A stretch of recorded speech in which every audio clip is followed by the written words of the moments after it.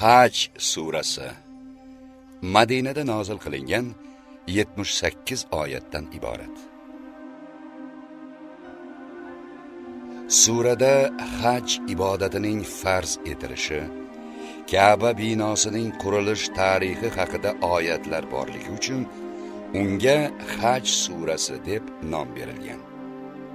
Surada savob, gunoh, oxirat, qiyomat voqealari, mahshargohdagi holatlar, iymon, e'tiqod, ilohiy o'gitlar keng yoritilgan.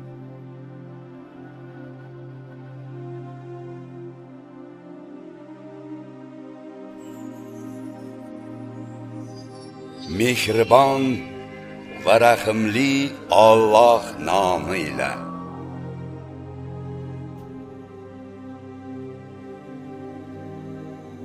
Ey insonlar, Rabbingizdan qo'rqingiz, zero qiyomat zilzilasi ulkan dahshatli narsadir. Uni ko'radigan kuningizda har bir emizikli ona emizib turgani bolasini unutar va har bir homilador o'z homilasini tashlar hamda odamlarni mast holda ko'rasiz, holbuki ular mast emaslar, lekin Allohning azobi qattiqdir. Odamlar orasida o'zi bilmagan holda Alloh xususida munozara qiladigan va har qanday itoatsiz shaytonga ergashib ketadigan kimsalar ham bordir. Uni shaytonni do'st tutgan kimsani albatta yo'ldan ozdirish va do'zax azobiga yo'llash unga taqdiriga yozib qo'yilgandir. Ey insonlar, agar sizlar qayta tirilishdan shubhada bo'lsangiz, o'ylab ko'ring. Biz sizlarga Allohning qudratini bayon qilish uchun sizlarni otangiz Odamni tuproqdan, so'ngra Odam naslini maniydan, so'ngra lahta qondan, so'ngra shakllanib bitgan va bitmagan parcha go'shtdan yaratdik. Biz sizlarni xohlaganimizcha muayyan muddatgacha bachadonlarda qoldirib, so'ngra chaqaloq holingizda dunyoga chiqarurmiz. So'ngra voyaga yetgunlaringizgacha tarbiya qilurmiz. Sizlardan go'daklik va yoshlikda vafot etadiganlar ham bo'lur. Yana sizlardan bilimlarni bilganidan so'ng hech narsani bilmay qoladigan eng tuban umrga, o'ta keksalikka qaytariladiganlar ham bo'lur. Yerni qo'riq holida ko'rasiz. Bas, qachonki biz uning ustidan yomg'ir yog'dirsak, u harakatga kelib ko'pchir va turli go'zal juftlarni, ikki jinsli giyohlarni undirur. Bu aytilganlarning hammasi Allohning haq ekani va uning o'zi o'liklarni tiriltirishi hamda u hamma narsaga qodir zot ekanidandir. Yana aniqki, qiyomat shaksiz keluvchidir va albatta Alloh qabrdagilarni tiriltirir. Odamlar orasida Alloh haqida munozara qiladi-yu, lekin o'zi ilmsiz, hidoyat topmagan biror nurafshon kitobi yo'q. To'g'ri yo'ldan bo'yin tovlab, o'zgalarni ham Alloh yo'lidan ozdirish maqsadida yuradigan kimsa ham bordir. Uning uchun bu dunyoda rasvolik bo'lur, qiyomat kunida esa unga o't, do'zax azobini tottirurmiz. Unga dermiz: bu azob o'z qo'llaring bilan qilgan gunohing sabablidir. Zero Alloh sira bandalariga zulm qiluvchi emasdir. Odamlar orasida Allohga shak uzra ibodat qiladigani ham borki, unga yaxshilik yetsa, o'sha sababli xotirjam bo'lur. Agar biror baxtsizlik yetsa, dindan yuz o'girib ketur. U dunyo va oxiratda ziyon ko'rgay. Bu esa aniq ziyondir. U Allohni qo'yib, o'ziga zarar ham, foyda ham bera olmaydigan narsalarga iltijo qilur. Bu qattiq adashishning o'zidir. U zarari foydasidan yaqinroq bo'lgan kimsaga iltijo qilur. U naqadar yomon do'st va naqadar yomon oshnodir. Albatta, Alloh iymon keltirgan va ezgu ishlarni qilgan zotlarni ostidan anhorlar oqib turadigan jannatlarga dohil qilur. Albatta, Alloh xohlagan ishini qilur. Kimda kim Alloh unga, payg'ambariga dunyo va oxiratda sira yordam qilmas deb gumon qilsa, bir arqon bilan shiftga osilib, o'zini bo'g'sin, so'ngra qarasin. Bu makri g'azabini ketkazarmikan? Biz uni, Qur'onni mana shunday bayon etuvchi oyatlar shaklida nozil qildik. Alloh o'zi iroda etgan kishilarni hidoyatga yo'llagay. Dar haqiqat, iymon keltirganlar, yahudi bo'lganlar, sobiylar, farishtalarga sig'inuvchilar, nasroniylar, majusiylar, otashparastlar va mushrik bo'lganlar aniqki, Alloh qiyomat kunida ularning o'rtasini ajrim qilur. Albatta, Alloh barcha narsaga shohiddir. Ey Muhammad, osmonlardagi va yerdagi bor jonzot, quyosh, oy, yulduzlar, tog'lar, daraxtlar va barcha jonivorlar hamda ko'p insonlarning Allohning o'zigagina sajda qilishini ko'rmadingizmi? Ko'p odamlarga esa kofir bo'lganlari sababli azob haq bo'lgandir.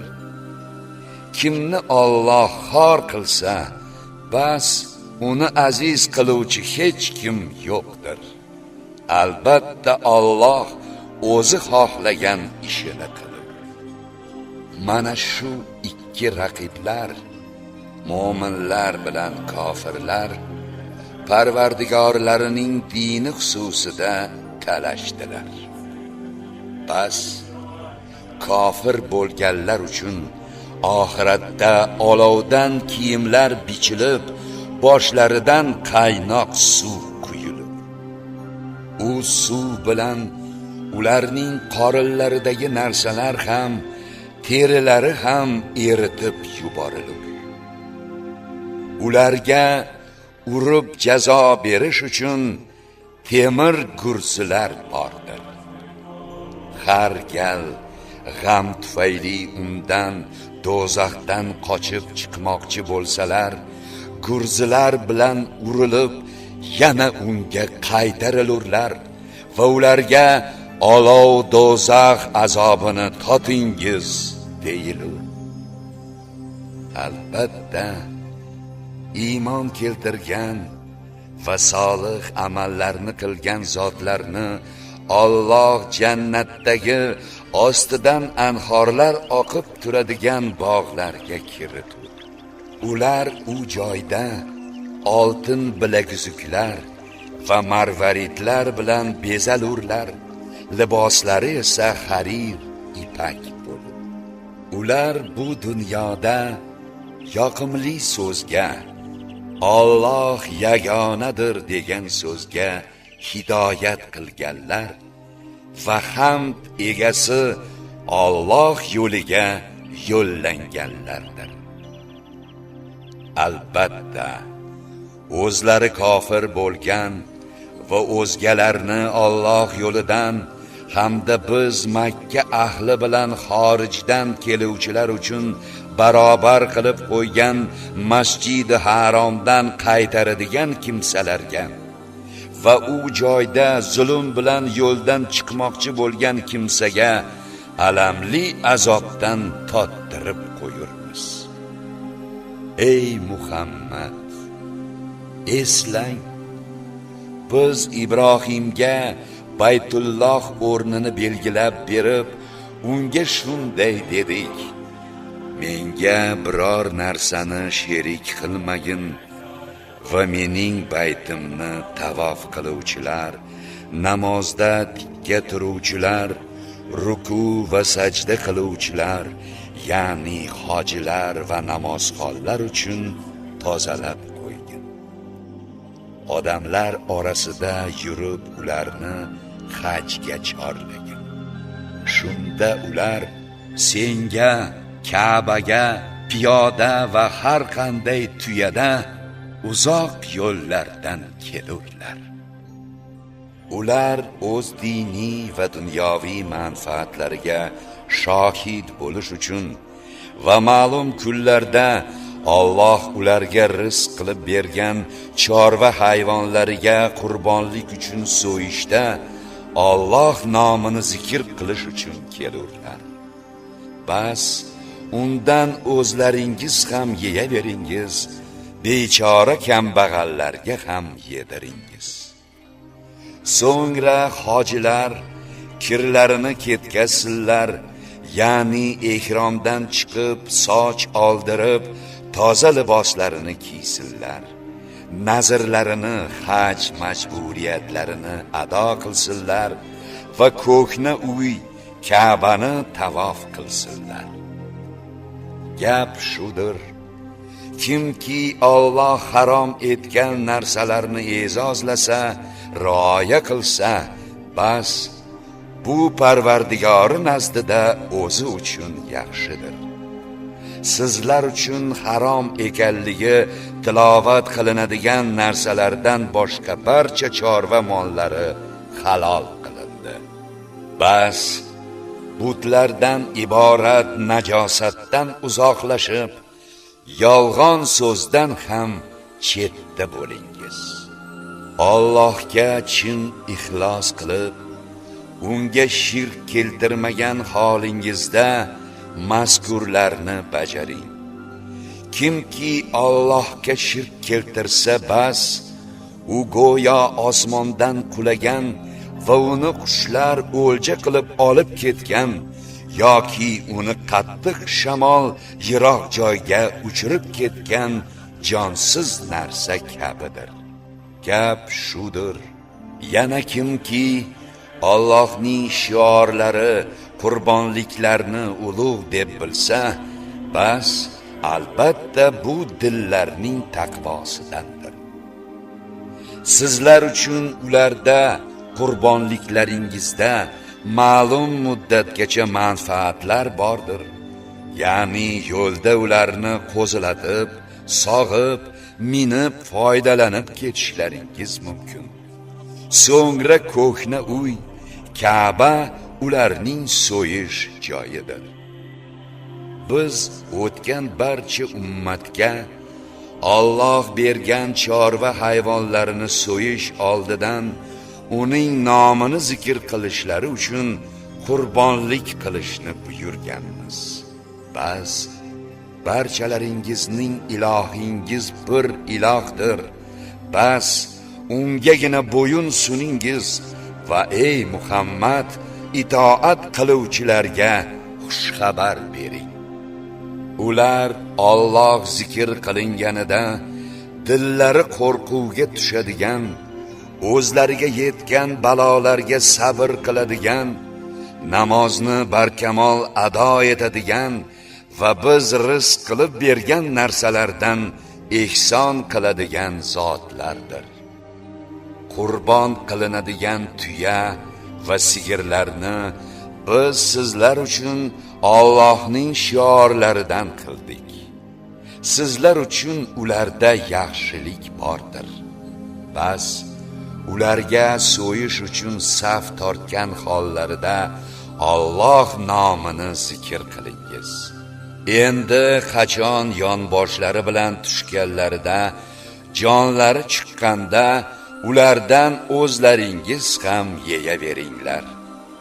Tilanchiga va so'rayolmay turgan muhtojga ham yediringiz. Shukr qilishingiz uchun biz ularni chorva mollarini sizlarga bo'ysundirib qo'ydik. Allohga qurbonlik go'shtlari ham, qonlari ham yetib bormas. Lekin u zotga sizlardan taqvo yetar. Alloh sizlarni hidoyat qilgani sababli u zotni ulug'lashlaringiz uchun ularni sizlarga bo'ysundirib qo'ydi. Ezgu ish qiluvchilarga xushxabar bering. Albatta Alloh iymon keltirganlarni mudofaa qilur. Albatta Alloh barcha xoin va noshukurlarni suymas. Mushriklar tomonidan hujumga uchrayotgan musulmonlarga mazlum bo'lganlari sababli jang qilishga izn berildi. Albatta Alloh ularga yordam berishga qodirdir. Ular o'z diyorlaridan faqatgina Rabbimiz Allohdir deganlari uchun nohaq quvilgan edilar. Agar Alloh odamlarning ba'zilarini ba'zilari bilan daf etib turmas ekan, albatta Alloh nomi ko'p zikr qilinadigan rohiblarda uzlatgohlar, nasroniylarda butxonalar, yahudiylarda ibodatxonalar va musulmonlarda masjidlar vayron qilingan bo'lar edi. Albatta Alloh o'ziga, diniga yordam beradiganlarga yordam berur. Shubhasiz Alloh kuchli va qudratlidir. Ular shunday kishilarki, agar biz ularni yer yuziga g'olib qilsak, namozni barkamol ado etadilar, zakotni beradilar, yaxshilikka buyurib, yomonlikdan qaytaradilar. Barcha ishlarning oqibati Allohning izmidadir. Barcha ishning taqdirini u belgilaydi. Ey Muhammad, agar ular Makka mushriklari sizni yolg'onchiga chiqarsalar, bilingki ulardan ilgari Nuh qavmi, Od, Samud qabilalari ham o'zlariga yuborilgan payg'ambarlarni yolg'onchiga chiqarganlar. Ibrohim qavmi, Lut qavmi ham xuddi shunday. Madyan shahrining aholisi ham shunday edilar. Musa ham yolg'onchiga chiqarildi. Men kofirlarga muhlat berib qo'yib, so'ngra ularni o'z azobim bilan ushladim.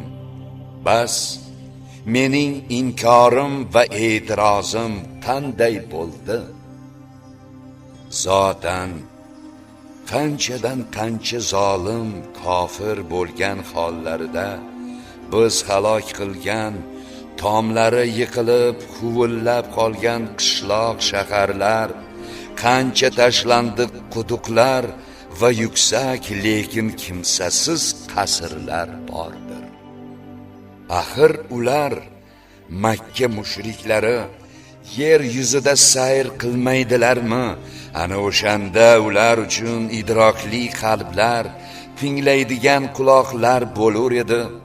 Zero ko'zlar ko'r bo'lmas, balki ko'kraklardagi qalblar ko'r bo'lur.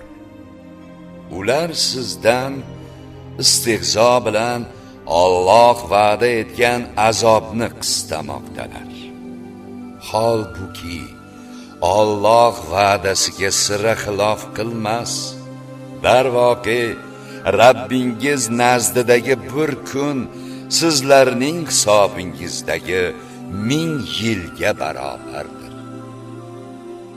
Qanchadan qancha zolim, kofir bo'lgan hollarida men muhlat berib qo'yib, so'ngra azobim bilan ushlagan qishloq shaharlar bo'lgan. Mengagina qaytishingiz bordir. Ayting, ey insonlar, men sizlar uchun aniq ogohlantiruvchidirman xolos. Bas, iymon keltirgan va solih amallarni qilganlar uchun mag'firat va farovon rizq bordir. Oyatlarimizni ojiz qoldirishga uringan kimsalar ana o'shalar do'zax ahlidirlar. Ey Muhammad, biz sizdan ilgari yuborgan har bir elchi va payg'ambar qachon o'ziga nozil bo'lgan oyatlarni qiroat qilsa, shayton uning qiroatiga boshqa narsalarni tashlagan, qo'shgan. Bas, Alloh shayton tashlaydigan narsani bekor qilur, so'ngra Alloh o'z oyatlarini mustahkam etur. Alloh ilm va hikmat egasidir. Alloh shayton tashlaydigan narsani dillarida illati bo'lgan munofiqlar, toshbag'ir kimsalar, kofirlar uchun sinov sifatida paydo qilur. Dar haqiqat, zolim kofirlar uzoq tortishuvdadirlar. Ilm ato etilgan kishilar esa u Qur'onning Rabbingiz tomonidan kelgan haqiqat ekanini bilib, unga iymon keltirishlari, qalblari u sababli ixlosli bo'lishi uchun Alloh shunday qilur. Dar haqiqat, Alloh iymon keltirganlarni to'g'ri yo'lga hidoyat qiluvchidir. Kofir bo'lganlar to ularga to'satdan qiyomat kelmagunicha yoki bu tug'mas kunning azobi kelmagunicha undan, Qur'onning haqligidan shak shubhadadirlar. U kunda hukmronlik yolg'iz Allohgagina xosdir. Ular o'rtasida u hukm qilur. Bas, iymon keltirgan va ezgu ishlarni qilgan zotlar jannatdagi noz-ne'mat bog'laridadirlar. Kofir bo'lgan va oyatlarimizni yolg'onga chiqarganlar ana o'shalar uchun oxiratda xor qiluvchi azob bordir. Alloh yo'lida hijrat qilgan, so'ngra qatl etilgan yoki vafot topgan zotlarni albatta Alloh go'zal rizq, mangu jannat bilan rizqlantirur. Dar haqiqat, Alloh rizq beruvchilarning yaxshisidir. Albatta Alloh ularni o'zlari rozi bo'ladigan joyga, jannatga kiritur. Dar haqiqat, Alloh dono va halim zotdir. Gap shudir: kim o'ziga berilgan uqubat barobarida o'ch olsa, so'ngra yana unga zulm qilinsa, albatta Alloh u mazlumga yordam qilur.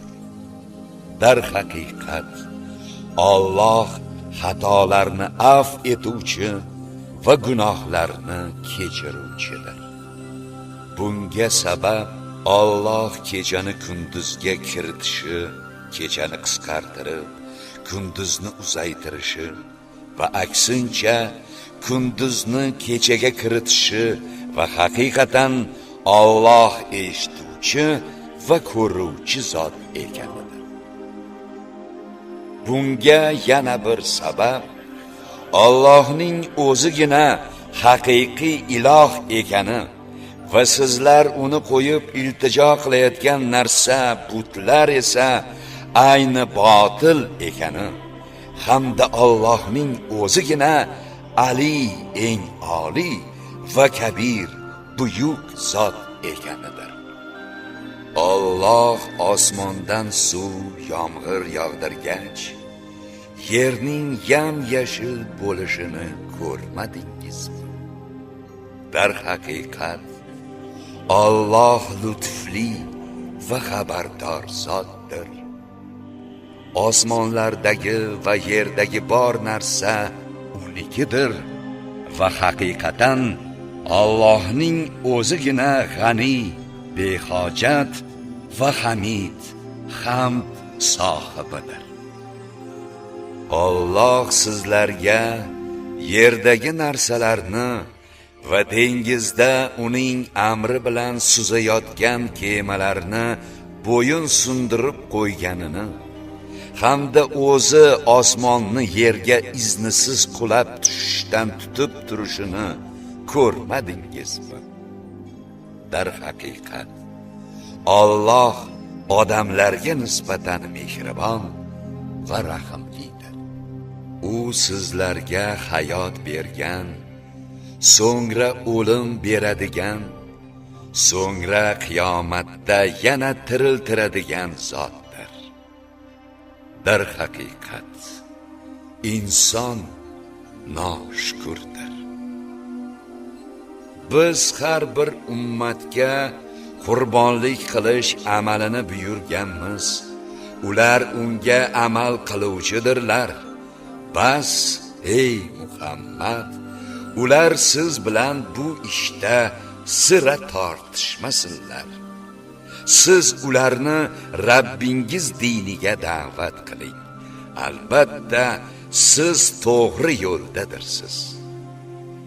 Agar ular siz bilan munozara qilsalar, ayting: Alloh sizlar qilayotgan yomon ishlarni juda yaxshi biluvchidir.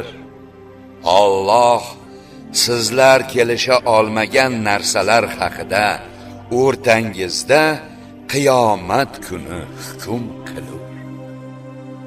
Ey Muhammad, siz Alloh osmon va yerdagi bor narsani bilishini bilmadingizmi?